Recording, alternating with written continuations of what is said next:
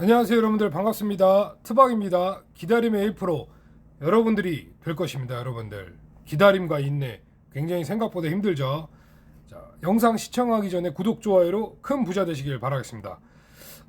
오늘 날씨가 한여름이죠. 저도 일하다가 아까 박스 광대뼈에 찍혀가지고 진짜 죽을 뻔했습니다. 여러분들 광대뼈가 잘못 맞으면 되게 아픈 거 알죠? 그러니까 의리로 좀 이뻐해 주시길 바라겠습니다. 여러분들 머리도 좀 많이 길러가지고 이제 이발 좀 해야 될 것 같습니다. 여러분들 상태가 메롱이죠. 하지만 여러분들을 위해서 코인 브리핑 오늘 한번 해보겠습니다. 제가 생각하는 오늘의 썸네일. 자, 증시가 하락할수록 코인 시장은 더 좋아질 것이다. 이것에 대해서 저의 생각을 한번 말씀드려 볼게요. 자, 우선에 비트코인 움직임에 대해서 한번 말씀을 드려보겠습니다. 어제 한 30K 정도 터치해줬다가 바로 27,000불 가까이 내려갔죠. 27.23K. 자, 이 비트코인의 움직임이 정말 나스닥 선물 같아요. 선물, 해외 선물 느낌이 납니다. 위아래의 이 무빙이 변동성이 장난이 아니죠. 정말 선물 시장에서 돈 벌기 힘든 순간인 것 같아요. 제가 봐도, 그죠? 롱청산이 좀 많이 나가는 편이니까 지금은 쉽지 않은 겁니다, 여러분들. 그리고 장기 투자자들의 물량, 제가 항상 말씀드렸죠.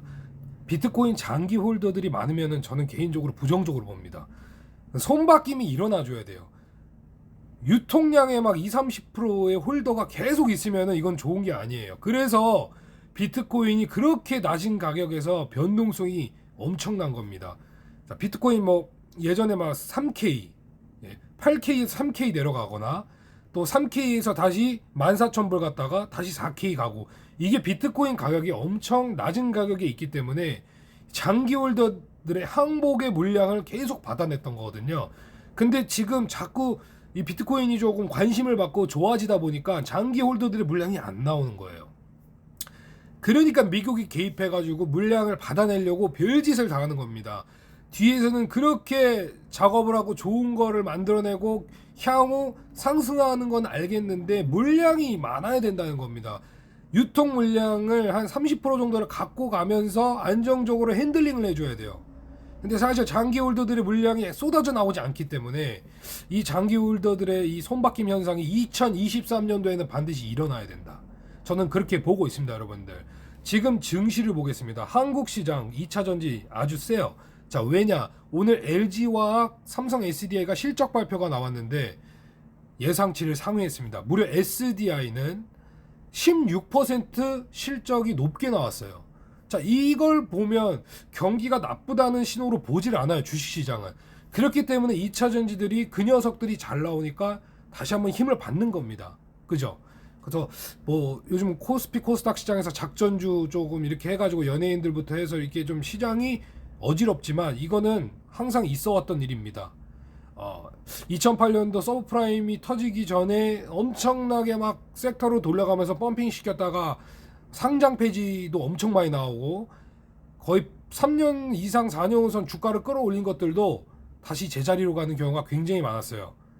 혹시나 그런 모습을 또 금융위기와 같은 그런 모습을 보여주는 건 아닐까. 투자 시장에 오래 계셨던 분들은 뭔가 느낌이 안 좋은 거예요, 자꾸. 그때와 비슷한 현상이 자꾸 일어나니까.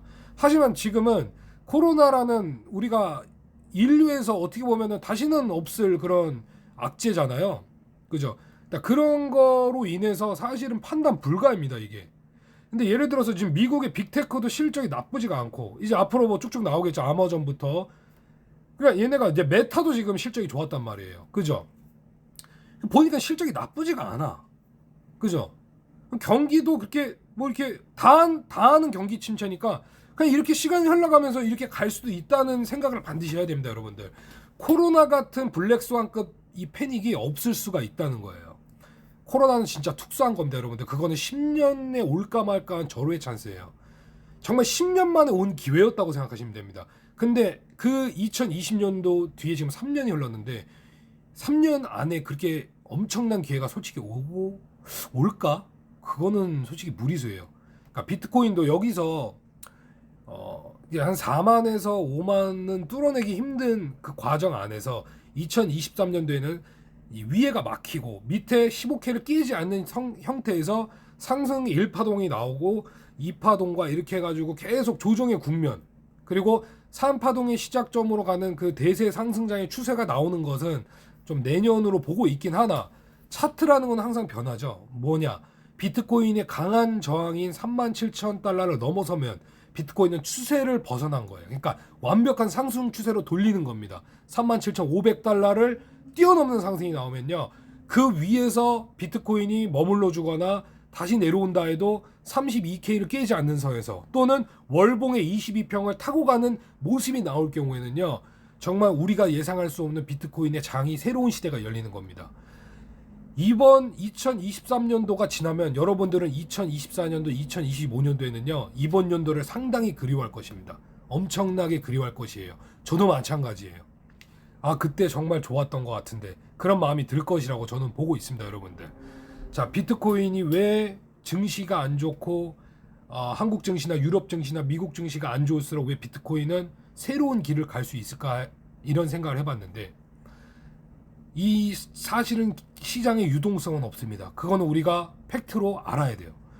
하지만 증시로 가는 이 유동성은 있어요. 뭐냐, 즉 기관이나 세력들은 어떤 특정 종목을 끌어올리긴 하죠. 근데 아직 비트코인 같은 경우에는 아주 그 세력의 작은 유동성으로 저점에서 2배가 오른 겁니다.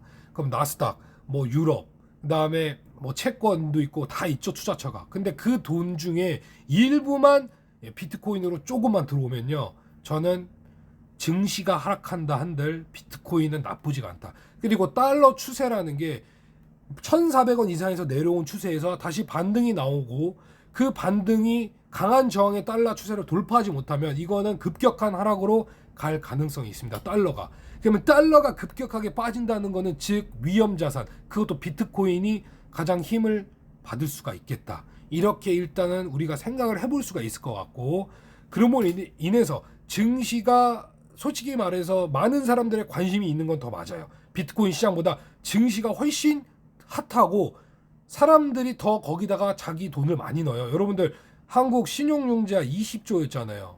빚을 그렇게 내서 투자했단 말이에요. 그 정도로 끌어올린 거예요. 그죠? 근데 비트코인은 지금 현재 우리들만의 리그. 우리만 이렇게 고통을 받고 있고 조금 올라도 그냥 우리들만의 리그잖아요. 그냥 비트코인만 올랐지 알트코인은 솔직히 꿈쩍 안 한 거 팩트 아닙니까? 그러니까 이런 시장의 연속성이 지속되면은 결국 작은 유동성으로도 끌어올릴 수 있는 비트코인 시장이 증시와 하락과 함께 경기 침체에 직면하는 순간 비트코인은 또 다른 새로운 모멘텀을 2023년도에는 만들어낼 수가 있겠다.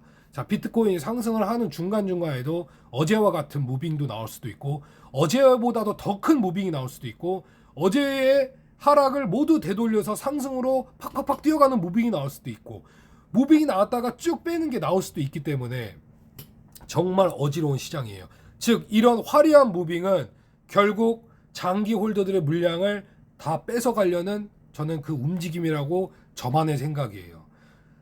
장기 홀더들은 운전수가 아닙니다, 여러분들. 그냥 들고만 있어요. 왜냐? 나는 저 밑에 평단이 1달러, 100달러이기 때문에 어차피 올라갈 거라고 생각하니까 마음 놓고 있다는 겁니다. 하지만 장기 홀더들만큼 공포심을 줄 수 있는 게 바로 미국의 차트를 그리는 0.1%의 세력들이라고 저는 봐요.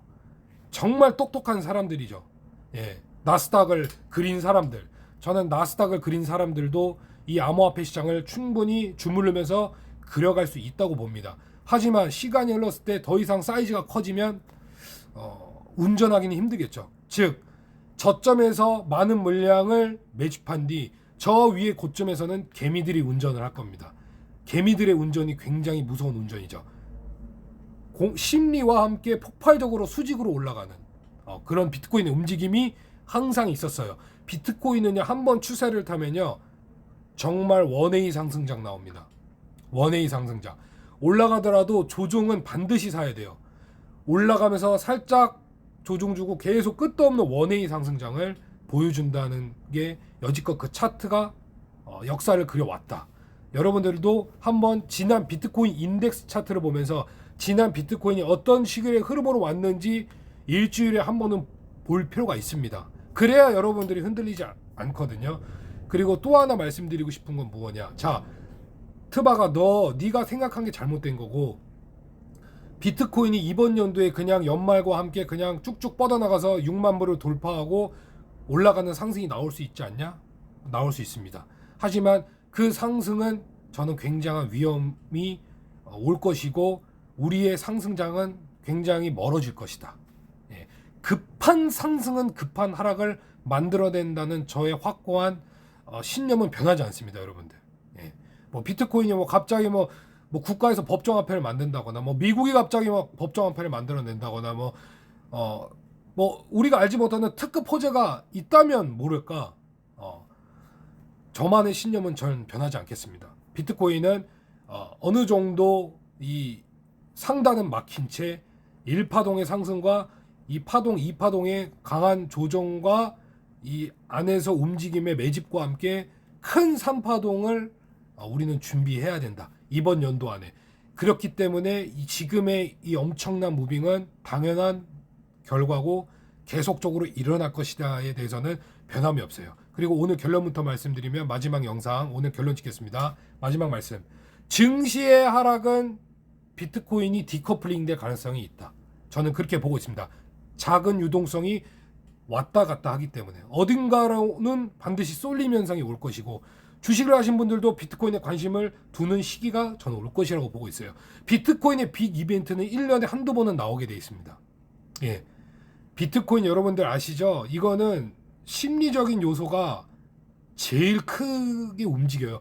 정말 이거는 이 움직임은요. 정말 심리학 박사들이 이 차트를 그린다고 저는 보고 있습니다. 예.